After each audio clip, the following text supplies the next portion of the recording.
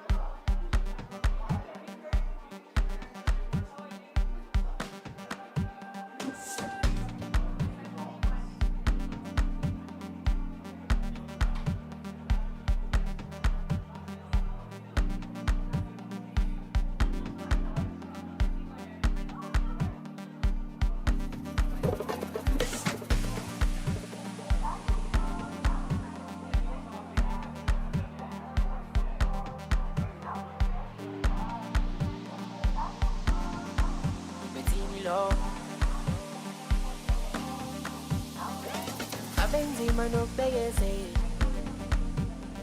yilikhuni nalendlela yinde impumelelo yasetshenzela ipheso kwinalendlela yinye abenzima nokubekezela yilikhuni nalendlela yinde impumelelo yasetshenzela ipheso kwinalendlela yinye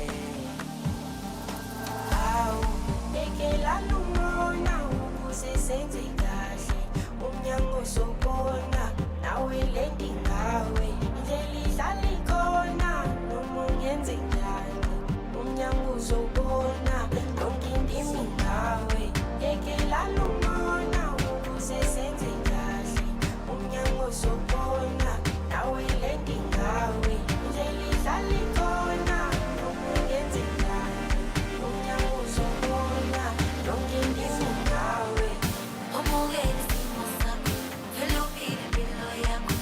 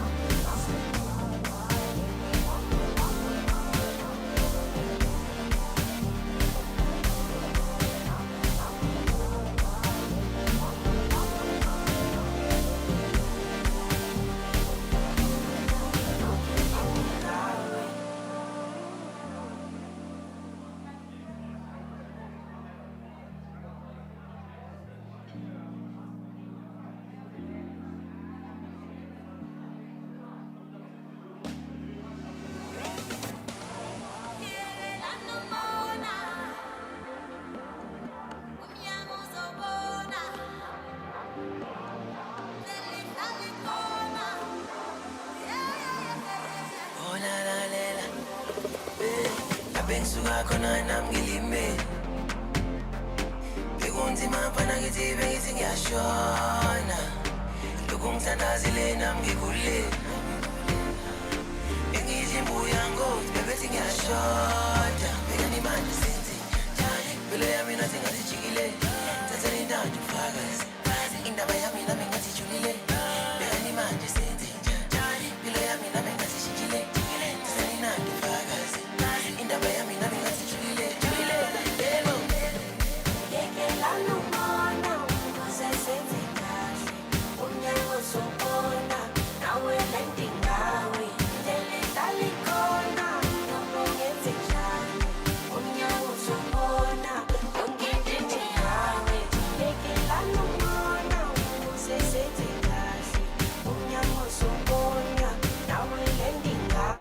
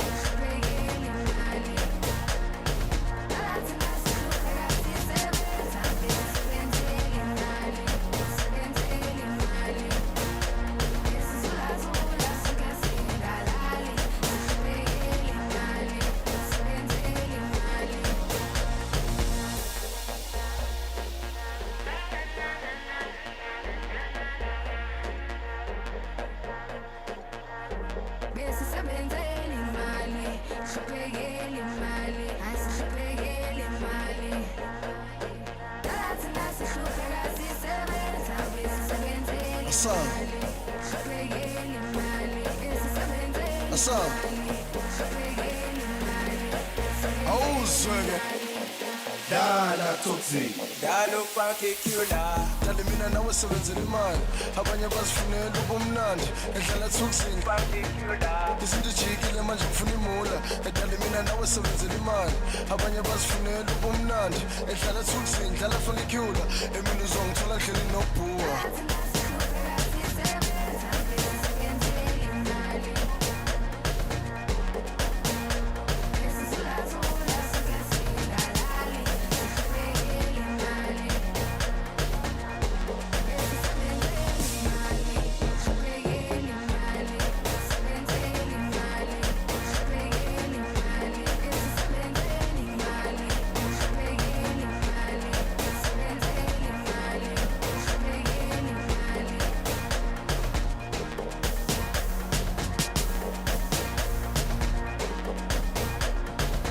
Check. 1, 2.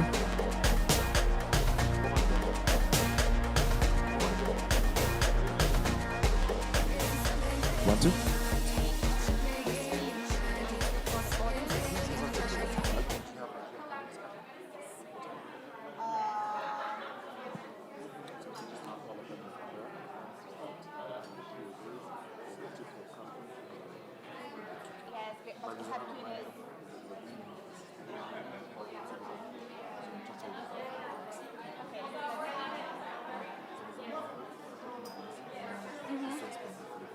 Okay. So we can just have them on the seats. Okay.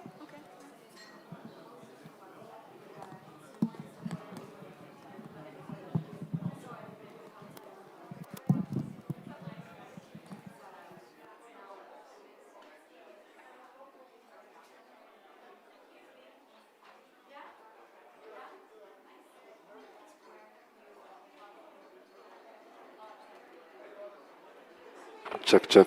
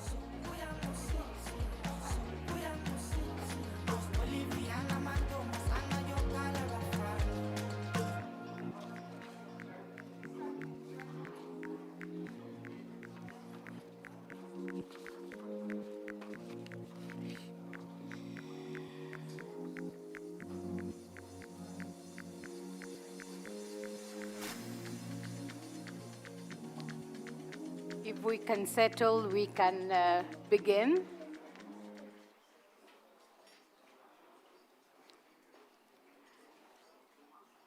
So, dear Excellencies, delegates, participants, we thank you very much for joining this side event of the 7th session of the UN Environment Assembly on Environment and Crime, a global dialogue to foster international cooperation. As most of you know, initiatives and efforts on crimes that affect the environment are growing worldwide at all levels. This event will provide an opportunity to hear key stakeholders talk about these different developments. The event is co-organized by the United Nations Environment Programme, the International Criminal Court Office of the Prosecutor, and the UN Office on Drugs and Crime. We thank France for the generous contribution to the organization of this event. And without further ado, I'd like to invite the Deputy Executive Director to the UN Environment Programme, Elizabeth Mrema, to deliver her opening remarks.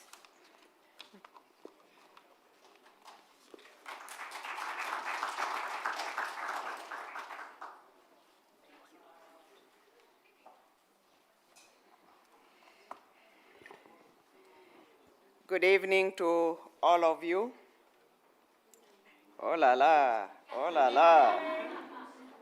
I can see that the energy is over, and I'm not sure whether I will be heard and all the panelists will be heard. Good evening again. Good evening. At least there's some energy.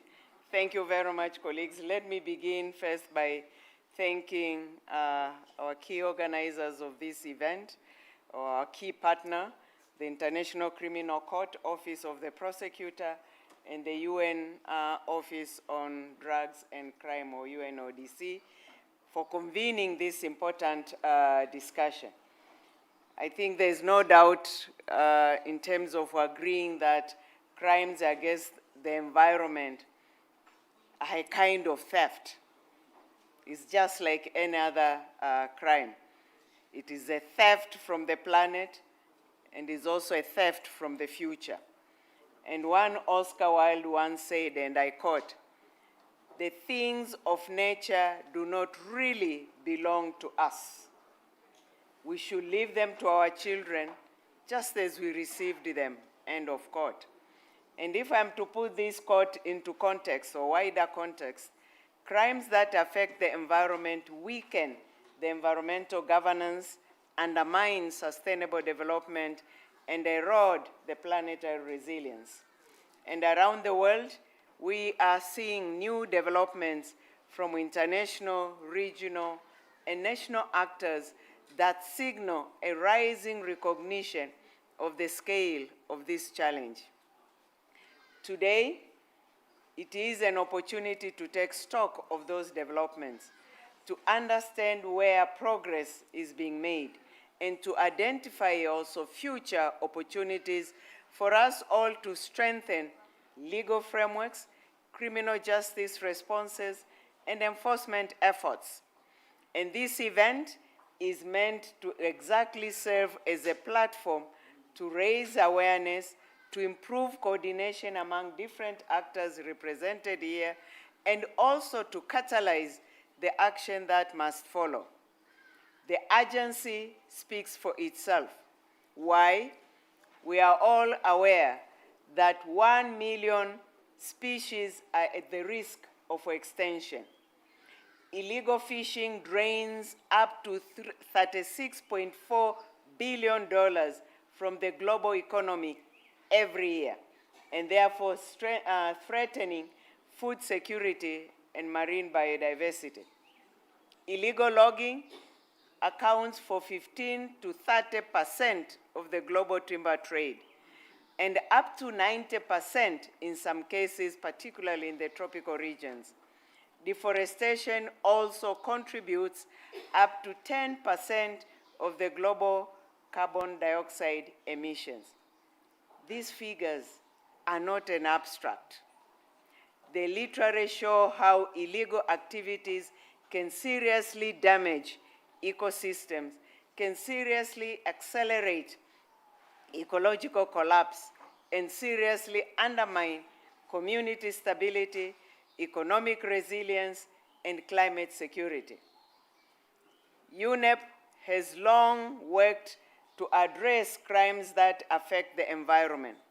And through our research and data, we produce global studies on wildlife, on chemicals and waste that shape international understanding of these issues.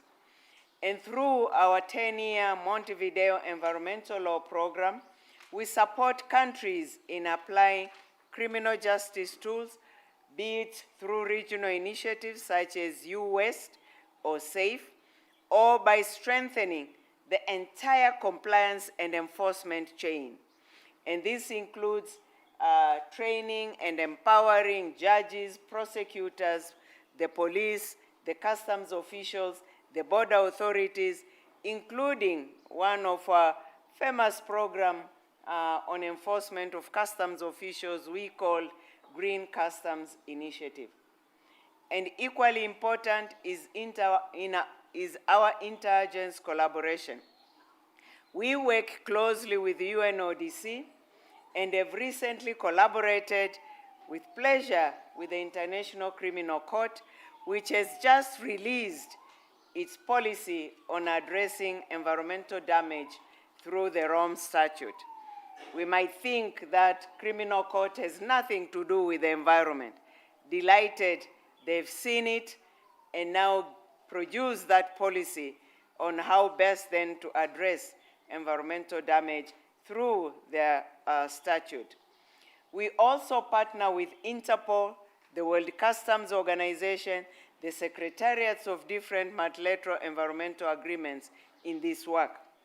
And UN system-wide, UNEP is helping, working towards what we call UN Common Approach to Preventing Transnational Organized Crimes. So the whole of UN system coming together to be able to deal with these issues of crime against the environment, and including in relation, as I say, crimes against the environment. So I wish all of us the best in these discussions and looking forward to getting a better understanding of what this policy produced by the International Criminal Court says and how we can work together to strengthen and foster its implementation on the ground. Thank you.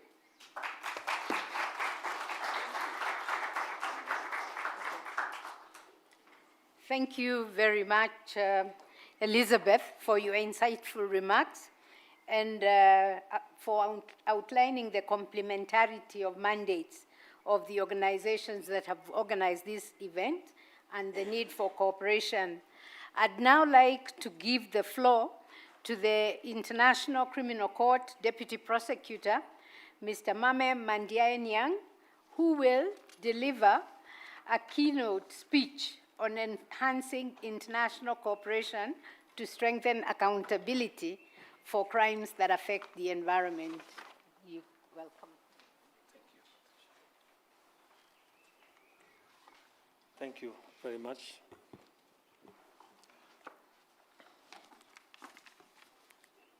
Excellencies, distinguished colleague, it is really my pleasure to come here to Nairobi, to town deep, very cherished in my heart in memory of the many years I spent in Arusha. At the time, of course, Nairobi was our capital city. Mm-hmm. So after maybe over a decade, it's really a pleasure to be back here. It's also a pleasure, of course, to come to this forum. I think that to share some of these ideas about environmental crimes. And of course, here with the UNEP, we know that over the last decade, there have been so much discussion about ecocide. And this has really gained traction.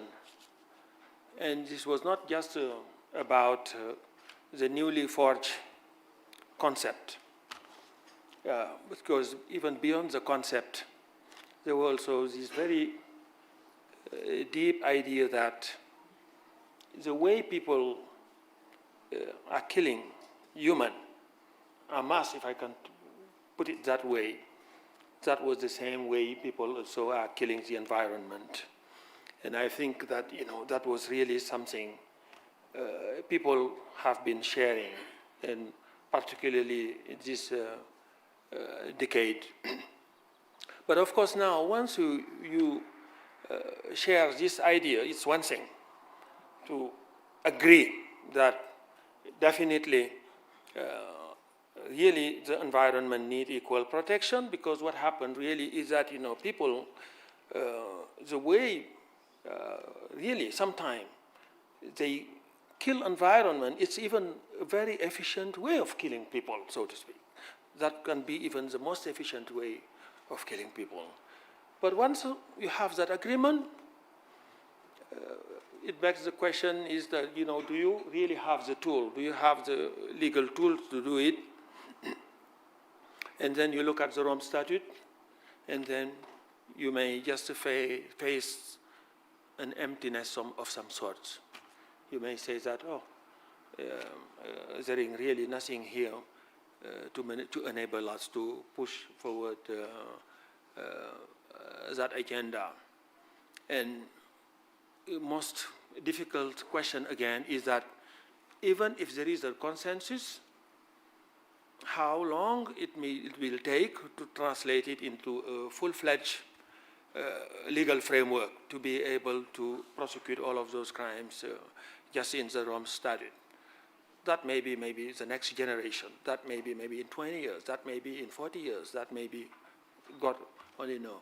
But then you may have a different look, if I can put it that way. You can have a different look at so. And what if through our current regulatory framework we can do something? And I think that many of our partners, special advisors, states, structure like UNEP, many other structures, I think that gathering around to look even at our regulatory framework right now, it was not so difficult to see that, yes, there is a great deal of things we can do even through our current regulatory framework. And this is where I think that we began with all of our partners. It is very interesting journey to see really how we can undertake, that really to protect the environment and to protect human being as well. Yes. This, I think that 2 decades of investigation have really helped us, I think, that to come to this. You go to Congo, you go to Central Africa, which have been countries where we have been investigating. If you look at them, you see that, in fact, behind the human killings, fight for all of these resources, fight for the minerals. Sometimes people are expelled to take over the space, all of which I think that make it extremely intricate between really the protection of human being and the protection of environment. So I think that now we have all agreed that this is quite natural, and it is only left to craft a very good way of respecting the Rome Statute through this. And I would like also to seize this opportunity to thank really all of those partners who have been part of this journey and this process of making sure that while abiding by the letter of the law, we are intelligent enough really to put also the focus on the protection of the environment. So, because we all know that this court has been established for the sake of present and future generations, recognizing in the preamble of the Rome Statute that grave crimes threaten peace, security, and well-being of the world. So the court's forward-looking mandate contribute to the prevention of such crime by ending impunity for those responsible. And through now this policy, So I think that that will be distributed in paper. I think that in French and English. Through this policy, our office resolved to actively contribute to supporting global effort to prevent crime that affect the environment. And not only we will be doing it through our mandates, through the very cases we have in our docket, you should also know that one very big aspect of our policy is complementarity. Complementarity meaning that, partnering also with states that really have, in fact, the huge bulk of the prosecuting Rome Statute crime and environmental crime alongside. And what we have resolved also to do is really to be their partner in different ways. One of them, of course, is through our expertise. We can help them through information sharing and through many other ways, as we do, for example, already in many countries. I think that, our group of experts, we are also sometimes just brokers. When sometimes we do not have the means by ourselves, we are a hub. And through our partners, we can facilitate others to get to those resources. So then complementarity is really a great deal through which we could really enforce this policy by helping state also to deliver the biggest part of that mandate. Protecting the environment is really a matter of justice. And I think that through our joint effort, we can help safeguard the right of today's community and our future generations. So our policy is then an invitation for a strong partnership to achieve those noble goals. And of course, we will be looking forward to closely, I think that partner with the UN Environment Program, the UN Office on Drug and Crime, my former colleagues. And these are, of course, central to our effort. All of these expertise put together, so rich and operational capacity complement our mandate and can then significantly enhance accountability efforts. So we, again, look forward to working with national authorities as well, environmental agencies, prosecutors' office, financial intelligence unit, police, and regulatory bodies, and we look forward to engaging actively in the spirit of complementarity, as I indicated. So I truly believe that coordinated strategy is necessary to ensure that crimes affecting the environment are not left unpunished. It is also necessary to increase the impact of our joint effort. And finally, we will be also looking forward to working with experts from civil society. I should never forget the civil society as well. Academia and the science. They have a great role to play in supporting our investigations. So their expertise, especially in rapidly evolving scientific and technological field, these expertise are critical. So we at the ICC, we invite all our partners to support these policies. Steady cooperation and collaboration from all of you is critical to a successful implementation of this policy. I thank you again for your attention.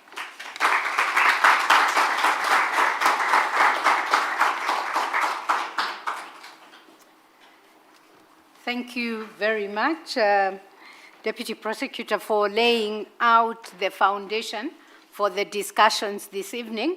I'd now like to call up to the stage the first three panelists, Ms. Barbara Pompili, the Ambassador for the Environment from France, Ms. Romy Tinkopa, the Ambassador and Permanent Representative of Peru,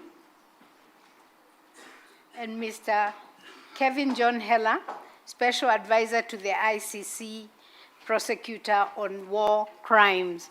So I'm going to be asking you questions, and you can sit where you are. Kevin asked that he comes up here, so you choose whether to come up or to sit where you are. And I'll begin with you, Barbara. France has been a vocal advocate for stronger international environmental governance.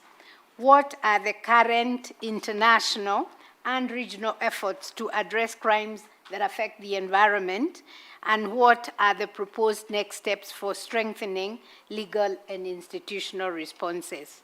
Do you want to come here? Yeah, thank you.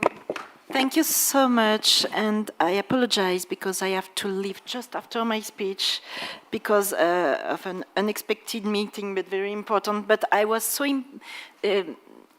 involved in this issue that I wanted to be with you to talk about this important subject. And thank you for this event, which is here to explore how we can reinforce our national and collective legal frameworks to fight and respond to crimes that affect the environment. Looking back, the topic certainly has gained momentum since the successful adoption in 2021 of the resolution of the United Nations General Assembly to prevent and fight crimes that affect the environment. Yet, more remains to be done to tackle this transnational threat. International cooperation still needs to be further strengthened, both between countries and with international organizations. We should also fill the gap between conservation legislation and criminal justice. This is precisely the aim of the motion adopted by the World Conservation Congress of the IUCN last October. Under the joint leadership of government and civil society, the IUCN requested its Director General to ensure IUCN is engaged with the UN Human Rights Council to advocate the interlinkages between crimes that affect the environment, corruption, illicit financial flows, and human rights, and promote the protection of environmental defenders and whistleblowers. Bridging these two words is key if we want to have an impact and achieve the goals we have collectively set. Environmental crimes prevent us from reaching the objectives of the Paris Agreement and the Kilimanjaro Global Biodiversity Framework, as well as the Sustainable Development Goals. More broadly, far from being solely a threat for the environment, these crimes undermine our efforts to protect our population and their basic needs, food security, access to water and sanitation, etc. Because they fuel criminal networks, they pose a serious threat to our collective security and our democracies. To move forward on this issue, France has teamed up with partners such as Peru and Brazil to increase the visibility of the topic with the aim of ensuring that we obtain a specific framework to tackle this issue. That is now the goal of the open-ended working group under the United Nations Convention on Transnational Crime, which has the mandate to look at how to strengthen the international framework to fight these crimes. At the regional scale, the EU recently adopted a directive to reinforce the legal response against such infractions. It is a good example on how an international framework can harmonize national frameworks while taking into account national approaches. The decisions are key and have allowed to put a light in the security landscape and the importance to take action on environmental crime. We now need to also put the same focus in environmental fora to ensure coherence. For instance, we adopted with G20 countries a declaration on crimes that affect the environment last month in South Africa.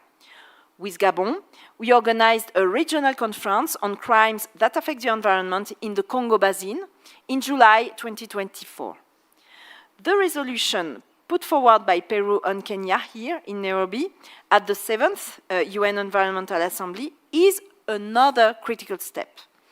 Crimes that affect the environment demand a strong and coordinated response that should look into connecting environmental protection with the fight against serious and transnational crime. This UNEP 7 marks, therefore, another step in a succession of crucial milestones with the next UN Congress on Crime Prevention and Criminal Justice in focus next year. Only by looking at the big picture and taking action simultaneously in the different sectors will we be able to respond to the threats that crimes that affect the environment pose to our stability, our health, our security, and the planet. This means that not only do we need to look into how we fight crimes such as wildlife trafficking, unlawful waste trade, or unregulated mining that are fueling organized crime, corruption, and money laundering, but we must also look into how we actually protect our environment from those activities. What are the next steps? France's position is clear. We must adopt a holistic approach to crimes that affect the environment. It should be coordinated, encompassing and including all stakeholders, including civil society. Our approach is balanced and combines gradual solutions. The full application of existing international provisions, such as the Palermo Convention, UNTOC, or CITES, for which a successful COP just ended, the reinforcement of the means allocated for police forces and judicial systems to implement these different texts, the adhesion of more countries to existing texts, including the new Council of Europe Convention on Environmental Crimes, and finally, we believe that we should consider a fourth protocol on environmental crime within the UNTOC Convention. Such a protocol would have a comprehensive approach, taking into account all environmental crimes, and it will also include both cross-cutting provision for all environmental offenses, as well as specific provisions for some of them. It would harmonize definitions, facilitate police and judicial cooperation, and better coordinate the fight against these crimes with those linked with money laundering, corruption, and organized crime. Let me highlight 3 points before I conclude. One, France will continue to raise the issue of crimes that affect the environment in the international agenda and maintain this momentum. We call on all partners to continue this work together and coordinate ahead of the meetings next year. Two, we will keep on defending the voice of civil society to strengthen the dialogue between civil society, governments, and international organizations. Three, we will keep pushing for a better integration of the topic of crimes that affect the environment within environmental areas and promote greater synergies, such as the one between UNEP and UNDC. I was thrilled to hear from my fellow panelists, but I have to leave, but I will ask to have the compte rendu, as we say in French. Thank you very much. Thank you very much for your contribution, and thanks for also taking a copy of the policy. Yeah. So we're now going to move to the next panelist, and this is you, Romy. Could you share Peru's experience in addressing crimes that affect the environment, particularly its leadership and lessons learned in combating illegal deforestation and environmental offenses linked to the mining sector?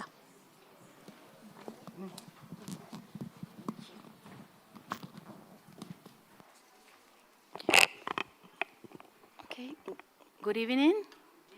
Okay, thank you very much for being here. for Peru, it's honored to be here to participate in this very important dialogue that brought together governments, academia, civil society, and international organizations. Just 1 minute. Our DED needs to leave. Thank you very much, Elizabeth, Okay. for joining Thank us. you. Yeah, we will let you go. We will have a copy of the policy for you. Or you want to take, Juliana, you can take it for her. Okay. Okay, go on. Yeah, I was saying that this is a very important issue and it's very relevant to discuss this as a major global item because crime that affect environment are a serious threat to advancing environment and sustainable development goals, and also the protection of ecosystem and the fight against environmental crimes, particularly illegal mining and deforestation, are national priorities and also international commitments. In this regard, allow me to share some of the ongoing initiatives that Peru, as also Amazon nation, is implementing to combat threats for crime organizations that cause severe environmental degradation, undermine biodiversity, and harm indigenous people, local community, and population in general. Peru have strengthened a monitoring system in our institutional capacity to act in a timely and coordination manner. Since 2017, the Ministry of the Environment of Peru has implemented a national system to monitor ecosystem degradation, and this work is aligned with the indicator of the UN conventions to combat desertification, and has allowed us to identify more than 19 million hectares of degraded land of 2022. This information that now guides public investment and restoration priorities for us. We also have development an early detection and environment surveillance system we call CIDETEVA. This is a strategic tool to identify areas graded by illegal mining activities. Through this system, through this tool that is called CIDETEVA, we have focused on monitoring efforts on critical zones in the area of the Amazon, like Madre de Dios in Peru, and also in Cusco, and in Puno, in the Amazon and in the Andes areas, in both. This information underlined by CIDETEVA enables us for a rapid intervention and helps to prevent the displacement of illicit activities and support ecosystem recovery efforts. Also additional, in 2023, Peru produced the national map of zones with illegal and informal mining activity, identifying the presence of these crimes of 232 districts nationwide. This tool is essential for coordinating actions with regional governments, law enforcement, environmental prosecution, and international partners. In terms of public policy, Peru has adopted the national strategy for the reduction and interdiction of illegal mining from here to 2030, which addresses the entire criminal chains from illegal extraction and tracking of possible of commercialization of minerals, and then investigation and of the organized crime.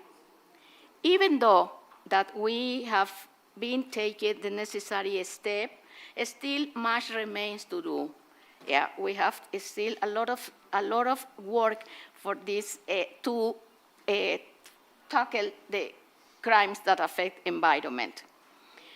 Because of that, Peru reaffirms always its commitment to protect forests, restoring degradation ecosystem, and combating environment crimes in all its forms. In this effort, international cooperation is essential for us. It's very essential, particularly in strengthening satellite monitoring, supporting ecosystem restoration, and enhancing our capacity to confront transnational crimes networks. Finally, I also wanted to share with you that the ambassador from France already said that in this UNEP 7, Peru and Kenya introduced a draft resolution for consideration of the member states. That the title is Enhancing International Response to Address Crimes that Affect the Environment. The goal of this resolution, our aim, is to strengthen the role of the UNEP in the areas of prevention and environmental restoration, while also inviting to continue collaboration with other important parts, such as UNDOT, MIA secretariats, and other potential partners presenting here today, and also to promote more effective national and cross-border responses to environment crimes. We hope that this resolution can fly. We're still having a discussion on this draft, and we hope that on Friday we can adopt it, because I guess this is a very important step for continuing to prevent and fight against these crimes of the environment. Okay, thank you very much. Thank you very much, Romy. We'll now turn to you, Kevin. And given the increasing international interest in the crime of ecocide, and we had the deputy prosecutor talk about this, what is the particular importance of the recently launched policy addressing environmental damage through the Rome Statute? Thank you. Good evening, everyone. It's a great privilege to be here. I'm also gratified that it's not just the pointy-headed academic who's using the podium, but everybody used it. So I've had the honor of leading the development of the policy on addressing environmental damage through the Rome Statute, though alongside a great team, Reinhold Gallmetzer, who is hiding under the fan over in the corner, Helen Worsnop, who can't be here today, and Laura Barron-Mendoza, who you will be hearing from very shortly. In the short time that I have, I just want to highlight a few of what I think are some of the most important aspects of the policy. And of course, we all hope that you will read the policy itself. We have copies in English, French, and Spanish on the table. Let me begin by explaining very briefly how the policy defines the three concepts that are at its core. And we hope that this in and of itself is an important contribution to the global dialogue. The first is the most important, and given what I've been hearing, perhaps the most contested concept of all, which is environmental crime. The policy defines an environmental crime as a crime in Article 5 of the Rome Statute that is committed by means of or that results in environmental damage. So the policy covers two different categories of acts. First are Rome Statute crimes that result in environmental damage, making the damage contextual information that is relevant to assessing the crime's gravity or impact, for informing the office's case selection and prioritization, and for things like sentencing and reparations. The second category, then, are Rome Statute crimes that are committed by means of environmental damage, making the damage a material fact relevant to establishing an element of the Rome Statute crime. I'll return to these crimes in a second, but it's worth noting that we use the term environmental crime largely, precisely, because that we have acts that fall into this category. Now, the second key concept, then, is natural environment, which, as you all know, has no set definition under international law. For purposes of the policy, we define natural environment as the Earth system as a whole, including the biosphere, cryosphere, lithosphere, hydrosphere, and atmosphere. The third concept, then, is environmental damage.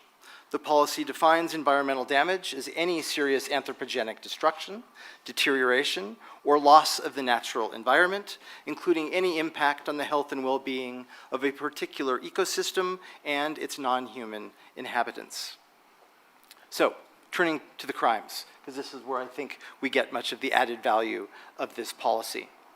All of the crimes in Article 5 of the Rome Statute can be committed by means of environmental damage. And let me just give you, because time is limited, one example for genocide, one example for crimes against humanity, and one example for war crimes. So first, to start with genocide. Article 6C of the Rome Statute criminalizes as genocide, quote, deliberately inflicting on the group conditions of life calculated to bring about its physical destruction in whole or in part. When committed with the necessary specific intent, this form of genocide can be committed through environmental damage that deprives the affected and protected group of their means of survival. In the Darfur situation, for example, the office has alleged that Omar al-Bashir is responsible for genocide under Article 6C of the statute through, among other things, the destruction of the targeted groups, food, wells and water pumping machines, crops, and livestock. Second, crimes against humanity. Article 7.1k of the Rome Statute criminalizes, quote, other inhumane acts of a similar character, intentionally causing great suffering or serious injury to body or to mental or physical health. Now, given the central role that the environment plays in the social, cultural, religious, and spiritual life of many groups, particularly members of indigenous peoples and peoples of African descent, environmental damage will often cause great physical or mental suffering, even when it does not necessarily amount to one of the other crimes against humanity enumerated in Article 7.1. As long as the perpetrator who caused that suffering was aware that it would occur in the ordinary course of events, such acts would qualify as the crime against humanity of other inhumane acts. Third, and finally, war crimes. Article 8.2a.4 of the Rome Statute criminalizes in armed conflict the, quote, extensive destruction and appropriation of property, not justified by military necessity, and carried out unlawfully and wantonly. This war crime protects all property, regardless of form, tangible or intangible, includes all types of property, real and personal, movable and immovable, and very importantly extends to all modes of ownership, including governmental and indigenous. The war crime thus provides broad protection for natural resources such as land, water, and food, as well as the means to utilize those resources. Moreover, and critically important from a practical perspective, the military necessity exception in the war crime cannot be invoked by an individual acting solely in a private capacity. And that means that corporate officials will never be able to use military necessity as a defense to appropriation or destruction that is otherwise criminal. Now, to conclude, the office believes that the issuance of the policy on addressing environmental damage through the Rome Statute is an essential development both for the court and for environmental justice generally. The policy is not intended to be nothing more than pretty words on the page. It is intended to lead to concrete action to address environmental crimes. That said, we must never lose sight of the fact that the new policy is but one piece of the environmental justice puzzle. An important piece, to be sure, but a singular one. The ICC is unfortunately often thought of as the court of first resort, when it is, as we all know, designed to be the court of last resort. ICC prosecutions of environmental crimes will always be necessary, particularly when states themselves are complicit in harming the environment, or the bad actor is a particularly powerful multinational corporation. But environmental justice will never be more than an abstract ideal unless the entire international community works together. We need international organizations to dedicate more time and more resources to environmental crime. We need states to adopt stronger environmental laws and prosecute environmental crimes domestically. And we need civil society to ensure that international organizations and states do all of those things to keep them honest. And that is, as the Deputy Prosecutor emphasized in his speech, one of the most important roles that the Office of the Prosecutor can play, catalyzing and supporting national and international efforts at environmental justice. The office can develop and share evidence with international organizations and states. It can help international organizations and states communicate with each other. It can bring international attention to the concerns of environmental activists around the world. It can, in short, be one of the key hubs to which the many spokes of environmental justice connect. That, in any case, is the office's goal, and we believe that this new policy is a critical first step toward achieving it. Thank you very much.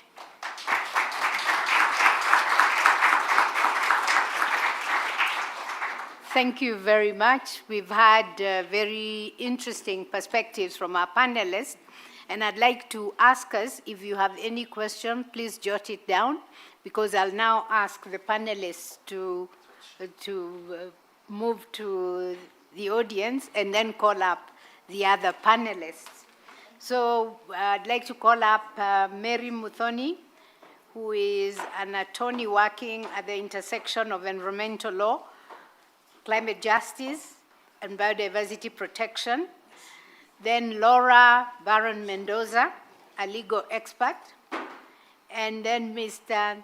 Nando Nast, associate professor, University of Tromsø. So Mary, from your work on intergenerational rights and with communities and youth networks, how can criminal justice responses to environmental harm better account for long-term ecological and social impacts while meaningfully integrating frontline communities into enforcement systems without increasing their risk exposure? Thank you so much. And to just let everyone know, she was my dean. So this is, and why I bring this up is because the question is on intergenerational. So you see, the generations, yeah? So I don't like standing on the podium because I'm short, even with heels. So I'll take the question from here if you don't mind. Yes, so I'll start in answering the question with a story. I love stories. Anyone who loves stories? Yes? So growing up, I come from the Kenyan coast. There's some certain species of arachnids that I could see, which I don't see right now. How would I describe that arachnid to my child? So you don't need to answer that question, but that gives you pause on what the generations coming after us stand to lose when we do not do anything in protecting our biodiversity and our environment. In answering the questions in how the criminal justice can respond, I look at it in 3 ways of responding. It requires ecological assessment. Think about that story that I just mentioned. What do the generations coming after us stand to lose? We can, of course, not quantify it in a certain percentage. And from the speeches, you've heard about the many percentages that we are losing our forests, we are losing our biodiversity. But at the core of it is people. What are people losing? While I do have a different definition of what future generations is, and I wanted to pose to you, can we constructively criticize the policy? That is a question I'm posing to Kevin, to the ICC team. So, of course, with the different nations, each have a definition of what generations is. And to give you context, for Africa, generations, time is linear. So when we talk about future generations, I can be part of that future generations. We do have current generations, yes, but I can be that part of the future generations. And what this incentivizes is that you, as a person who is currently here, have a big role to play in regards to protecting our natural environment. So, in this aspect, we looked at it in 3 areas: requiring ecological assessment, having reparative measures, such as restitution, compensation of ecosystems, and the people who actually destroy these ecosystems. And for example, in Kenya, I'd point to the Wildlife Act, where the court has jurisdiction to provide other sentences apart from the, whether fine or jail. I've seen cases where the person who has infringed a particular wildlife, has done a particular wildlife offense, been told to compensate. So this is just the Kenyan context, and maybe that is something that we ought to look at in other jurisdictions. And the last bit is on recognition. Recognition is a very key thing. Recognition that this not only affects us. Again, to my first point, it does not only affect us, but it affects the generations that come, and you can be part of that generation that comes. And how are we looking at it in the context of communities? So another thing in working for a bit over a decade in conservation is realizing that the communities, the people, the grassroots people are actually on the forefront of either being the ones who would help in catching on perpetrators from an early on stage, and at the same time, they're the ones who, are the ones who are mostly affected when we have environmental degradation, and of course it's compounded by the climate change effects. So advocating for strong protection mechanisms, such as secure reporting channels, coordinating, integrating it into national criminal justice systems, and as well integrating this with other national authorities that are working across. Because sometimes, sometimes in the cases that I have seen in court, it was, I believe, much more easier to charge the person under anti-corruption law than the wildlife law. It made much more sense. And in certain, these are the challenges also some of the prosecution and the judges go through, and it's quite, I've been able to do some capacity building with the judges and magistrates and prosecutors. And one of the bit is to just look at which law would actually enable so that it brings justice to the environmental degradation. And sometimes it looks like something like asset recovery or forfeiture, nothing like the Wildlife Act or the fisheries or the forestry, especially forestry. I have an issue with that one. So just to think it through in a holistic perspective, and to think through that we do have communities, we do have people on the ground who can aptly be able to help in preventing and also in creating justice channels, but they also need support from the national authorities as well as protection. I hope that answers the question. Yes, it does, and I thank you very much for bringing in the intergenerational, but also transgenerational, because there is those who came before us and ourselves, and those who will come after us. When we think in that perspective of time, then our responsibility is much bigger. So I'd now like to call on Laura.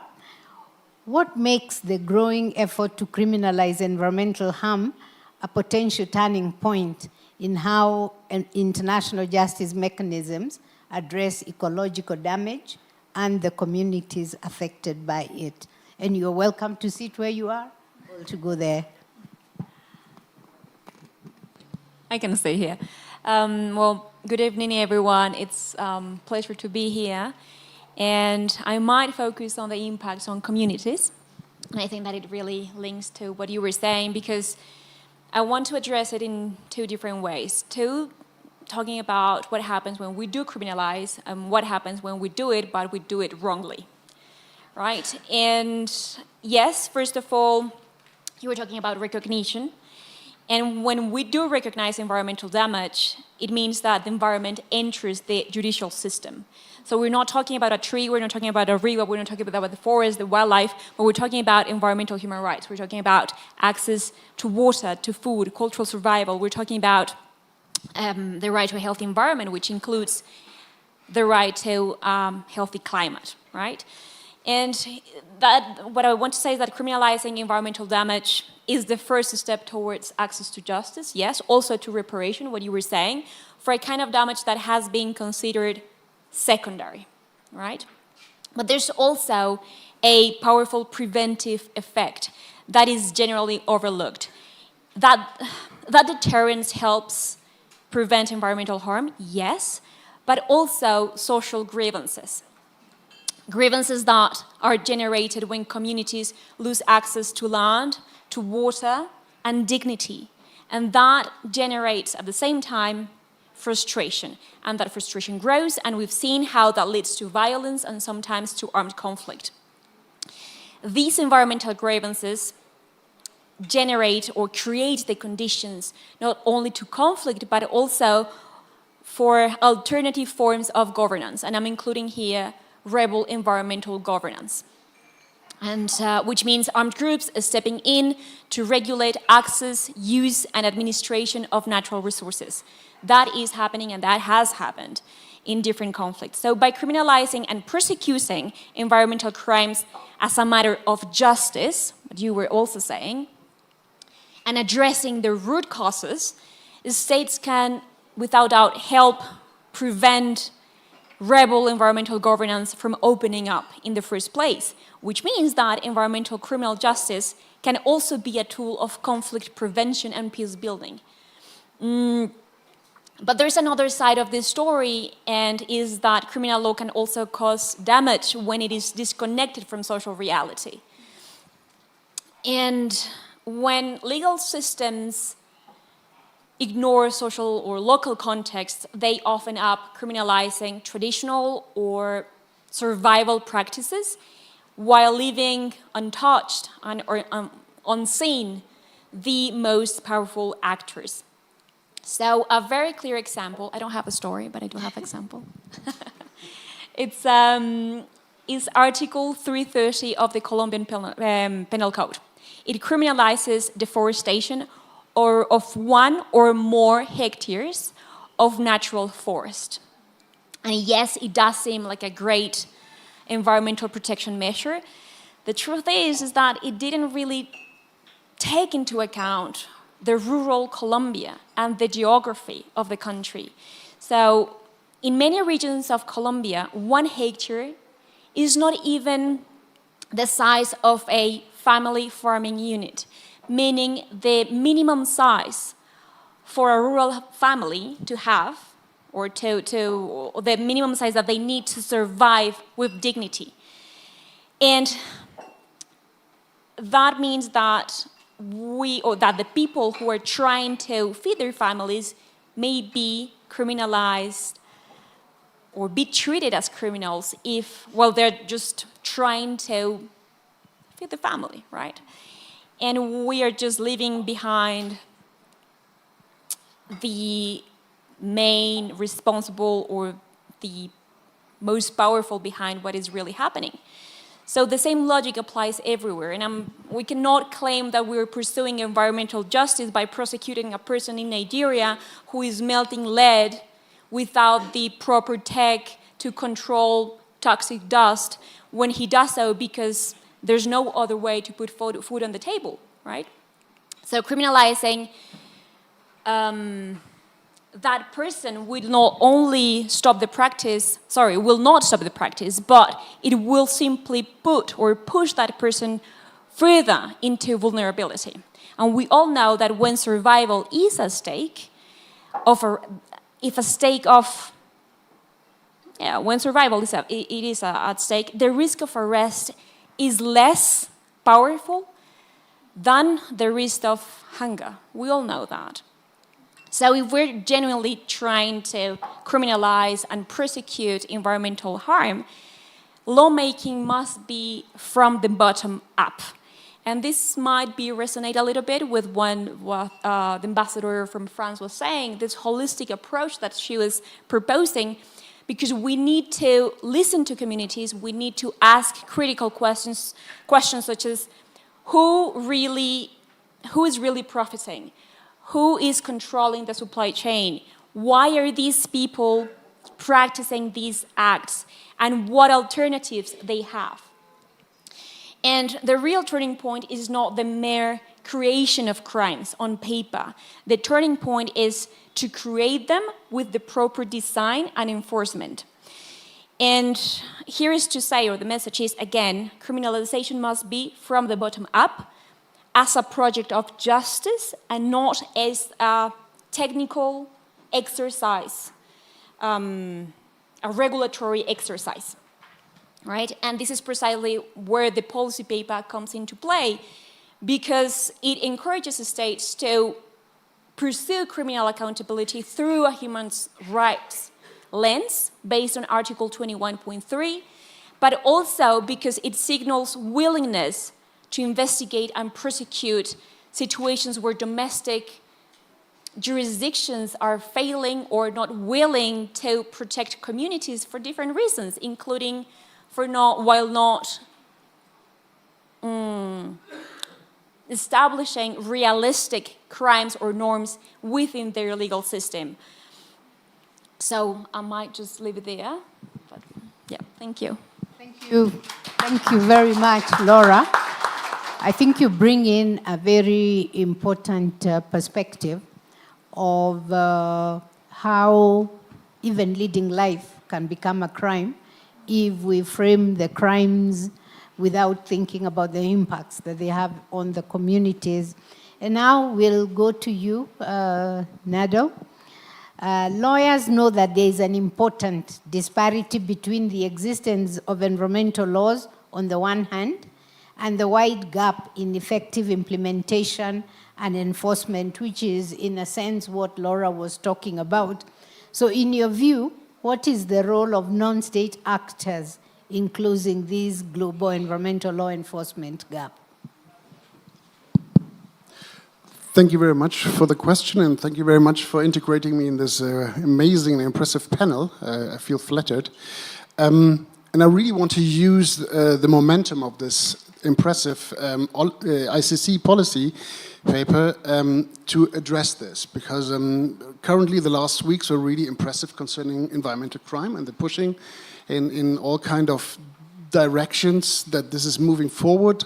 And coming back to this policy paper, I must say that one of the insights is really that no single authority, national or international, can close really this global eco-law enforcement gap on its own. So therefore, these crimes are transboundary, technically complex, and often occur in places where state or international organizations are limited in accessing it, and are limited in political incentives to act quite often quite weak.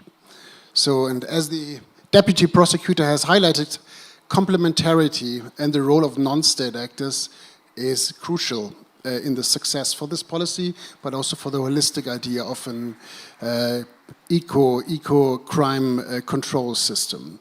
So, and this is precisely where non-state actors like CCCA, for example, as a brilliant example for Latin America, but also a network that we created at the University of Tromsø, the Arctic University of Norway, which is called EcoCrimNet, which is a network of people from different disciplines communicating with each other and explaining the different perspectives on environmental crimes, and also to teach legal scholars and law enforcement people in understanding more the interrelations of certain activities and how they affect the environment.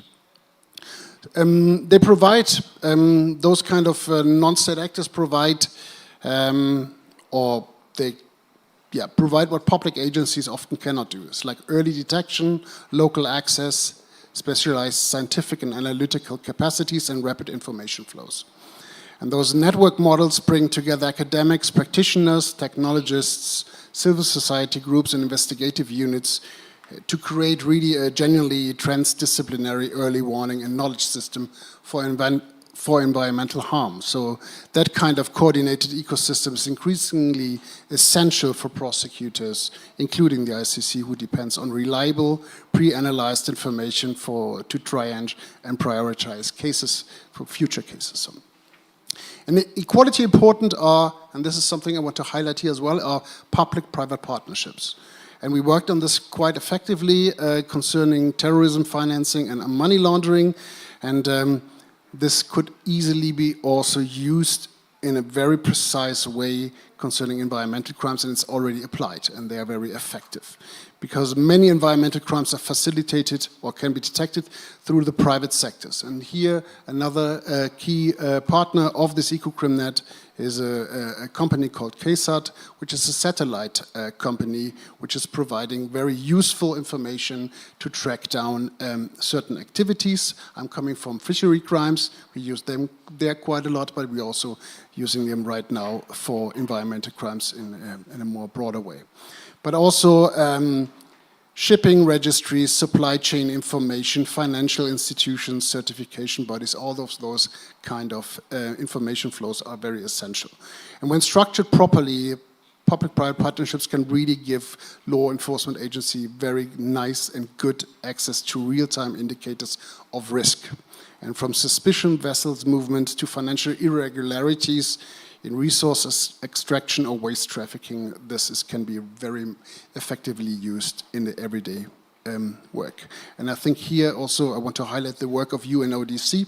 I think they're doing an amazing job there. Those newspapers they send out there is really, those are guiding information, principles and information, sources of information that are very useful. And those modern environmental enforcement simply cannot function without these data streams and the use of this knowledge. So facing the question how such collaboration shall look like, then we see that this could be more like a hub and spoke design. So for example, in the case of the ICC, as the hub supported by specialized spokes, non-state actors can serve as integrator of scientific, criminological and OSINT expertise, and public-private partnerships can supply the operational and technical data, and community-based or NGO partners bring local insights. So together this creates an intelligence-driven enforcement ecosystem far stronger than any actor could achieve on its own. So finally, what must happen to operationalize this kind of idea and model? So first, I think it's very clear that we need clear legal and ethical frameworks and guidelines, especially for how networks and private partners can contribute information that meets evidentiary standards and protects confidentiality and safety. And this is not something very new, as right now in Ukraine, with a lot of NGOs working there. And we see that this is very essential to have a certain education in those kind of guidelines and how to proceed. Second, we need interoperability, so shared reporting templates, metadata standards, and secure digital pipelines so that scientific findings, OSINT material, and private sector data in accessible databanks can move seamlessly into prosecutorial assessment. And we see this already quite beautifully with the OTP link, which is a wonderful approach to collect information like this in a current database. And third, we need reciprocal capacity building. And this is something I really want to highlight, and this is a little bit like a law-science interface, so that prosecutors and law enforcement agents must understand the science and technology behind environmental harm to create those kind of interlinkages, while non-state actors must be familiar with evidentiary rules to avoid the destruction of evidence. So we call this a little bit in Tromsø quite often a dictionary to translate between the different disciplines so that there's a certain understanding of how and what to understand of certain notions and the exchange of knowledge. So networks and thoughtfully designed public-private partnerships can be the connective tissue that links science, technology, community insights, and legal authority. So closing the global equal law enforcement gap requires a new enforcement paradigm by a new distributed enforcement architecture. By integrating non-state expertise, early warning capabilities, and community-level insights into a formal investigative structure, and by building the legal, ethical, and technological framework to support such cooperation, we can transform environmental harm from a space of impunity into a field of enforceable accountability. And let me close with a notion, because we talked about future generations, and this popped up quite often. I really want to speak here as a professor coming from a university into this the idea about re-entries. We also think, or should think, that all the information that we gathered here and we develop, we have to reintegrate in the education also of future ecocide scholars, so that the future generations can use this kind of information much better and address those crimes in future cases much more efficient. Thank you very much. Thank you very much. I think we've now also heard about how to. And the how-to that we've heard about has covered the whole issue of data and the issue of connections. So what I'd like now to do is to call on you, Kevin and Romy, to come up. And if anybody in the panel has a question, I'm looking for questions, and there'll be a roving mic, and you can address it to any of the panelists. There's 1, 2, 3, and 4. Juliana, do you need a microphone? Or? This one can stay for the panelists that you this is another one here.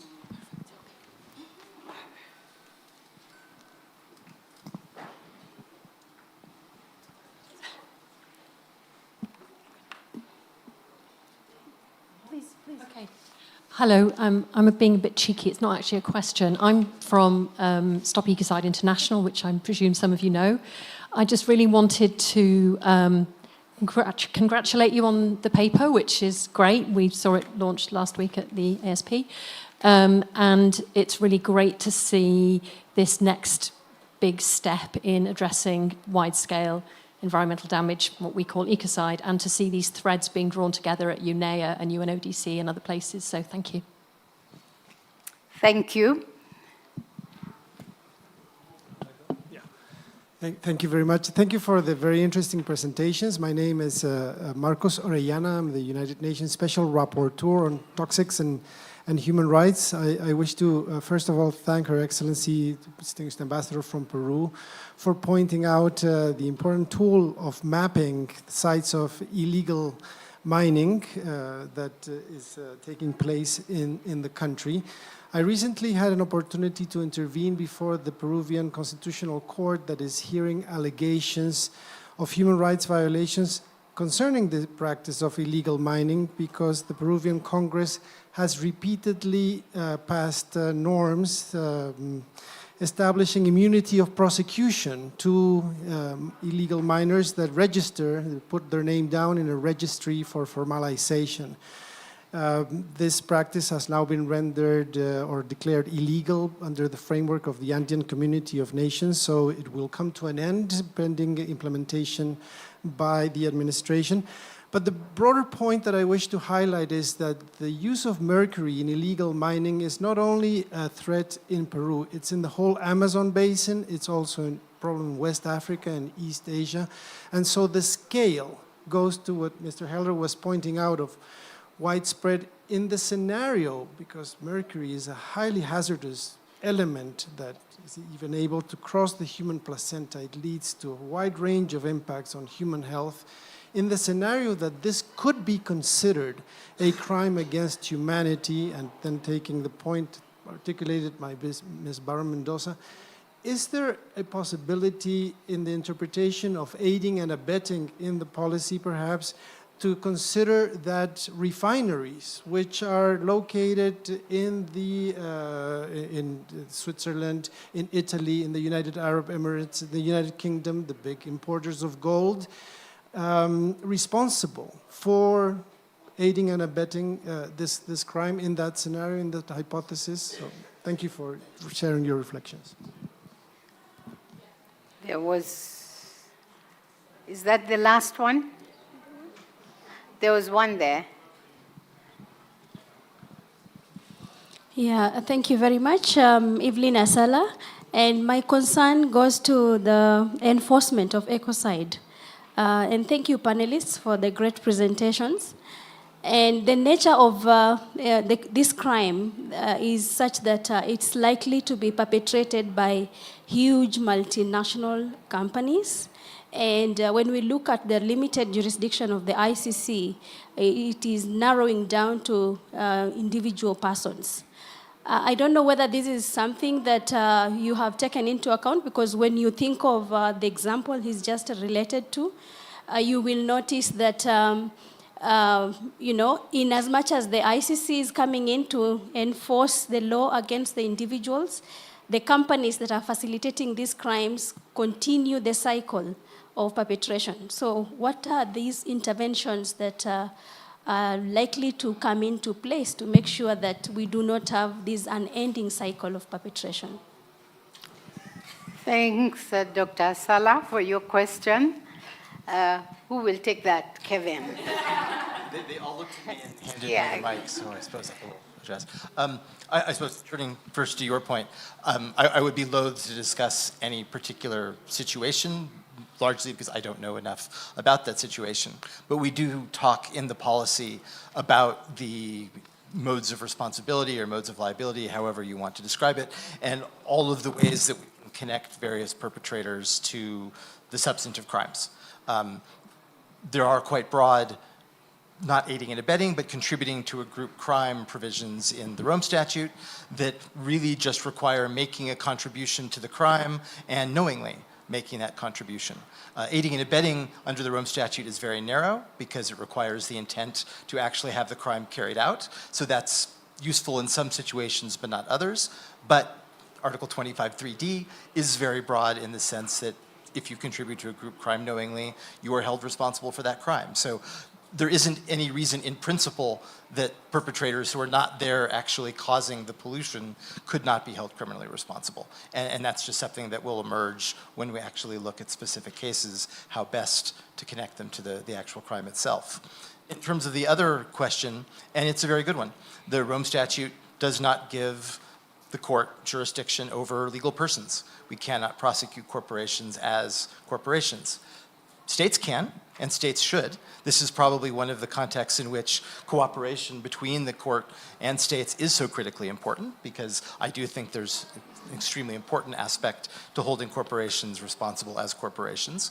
But from a Rome Statute standpoint, we still can, as you alluded to, we can prosecute individual corporate officers. And I think one of the most innovative and boundary pushing, Reinhold, can we say that?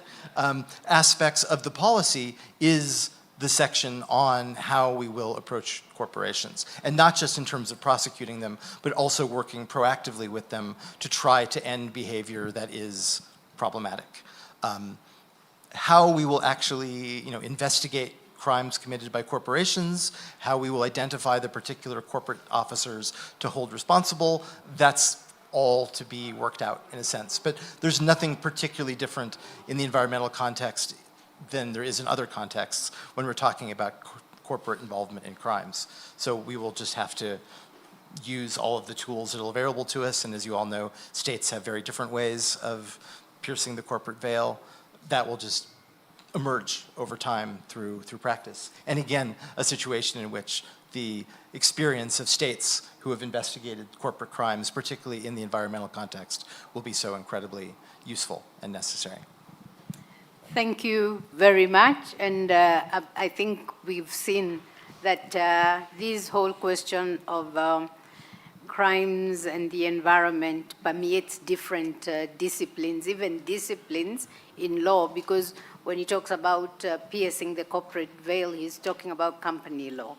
And I think it was Mary who talked about the laws on corruption and different areas. So there is a space for everybody. I'd now like to wrap up my time here and call on our other partner, Giovanni, and you will thank our panelists and then wind us up. Thank you very much.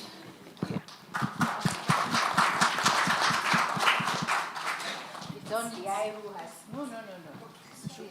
No, I don't have to sit there. Yes, you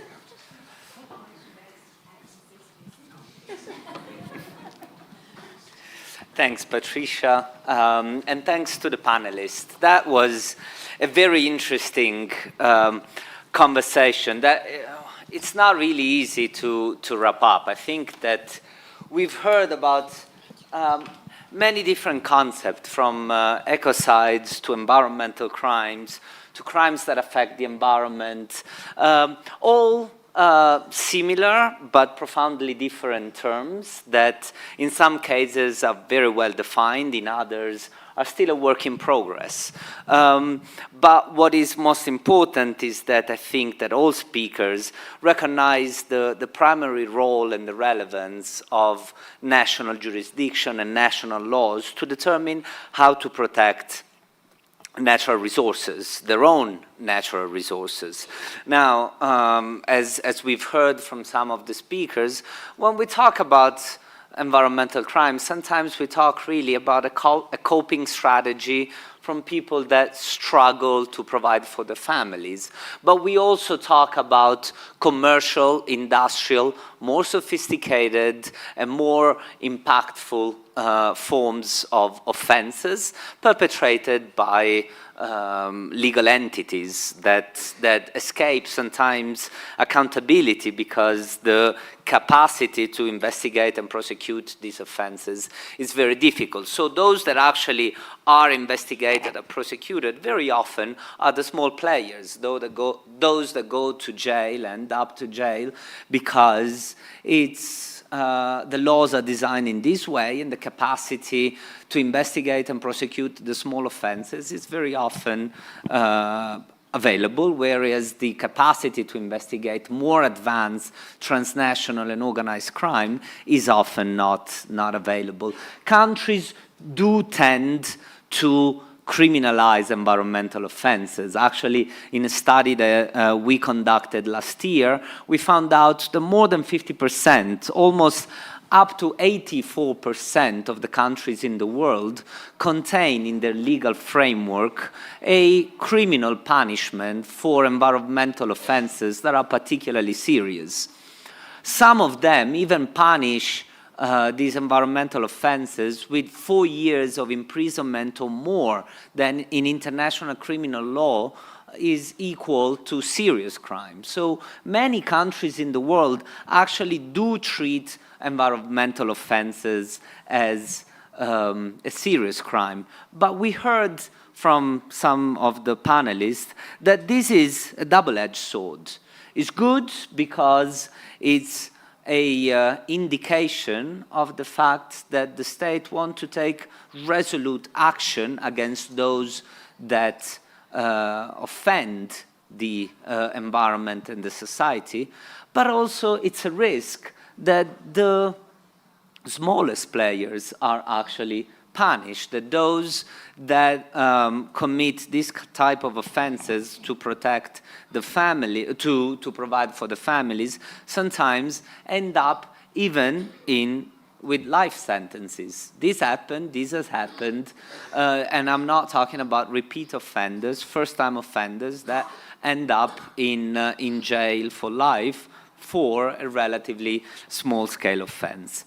So it is important, and I think that this discussion today contributes to highlight how important it is to design laws at national level that are good and that are fair, that are good because they use the heavy hand towards those perpetrators that generate very harmful impacts on the environment, the society at larger scale, and probably try to look for other administrative approaches towards those that conduct unlawful activities, but sometimes with less environmental impact and with less impact on society. We've heard from some of the countries that problems like illegal mining have an impact on forests, and I think that I saw here at some point also the Deputy Minister of Environment of Colombia that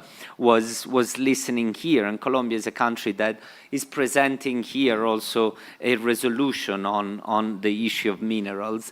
Many of the environmental crimes are also intertwined from them. In the case of the Rome Statute or the ICC, we also heard as how environmental impact is sometimes an end or a mean for the crimes under the Rome Statute.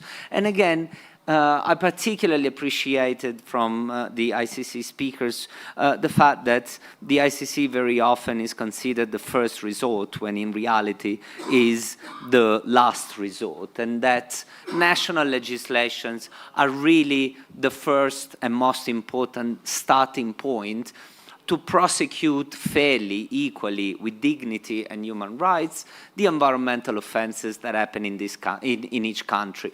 Unfortunately, some of these offenses are transnational in nature, are organized. Therefore, it's important to have legal bases, to have countries that work together to investigate persons and legal entities that perpetrate environmental crime across borders. That's why we have a UN Convention on Transnational Organized Crime that offers a legal basis for mutual legal assistance, for joint investigation, for special investigation techniques that aim at making cooperation possible and easier between countries that really want to investigate and prosecute offenses that go beyond border. It's impossible for one country alone to resolve the most serious forms of environmental crimes. Environmental crimes are perpetrated very often from criminal transnational networks, and as we know, it takes a network to defeat a network. With this, I would like to express my sincere gratitude to all of the panelists, to the ICC, to UNEP for this important side event. I think that in this UNEA we are really also have an opportunity to talk about the issue of crimes that affect the environment, and we have here one of the proponents of the resolution, Peru, together with Kenya, which is generating a lot of debates, a lot of discussions that regardless of what will happen to this resolution, it's a healthy discussion to have in an environment like UNEA. So I think we are winning whatever happens to the resolution because it's a discussion that was overlooked for way too long, and now finally it comes to the center stage. So thank you very much, everyone, and I hope you can have a joyful rest of the evening.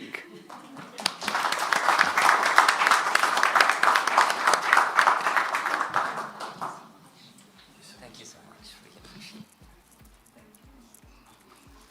Please come to the promise. Thank you. You have one. Yeah, exactly.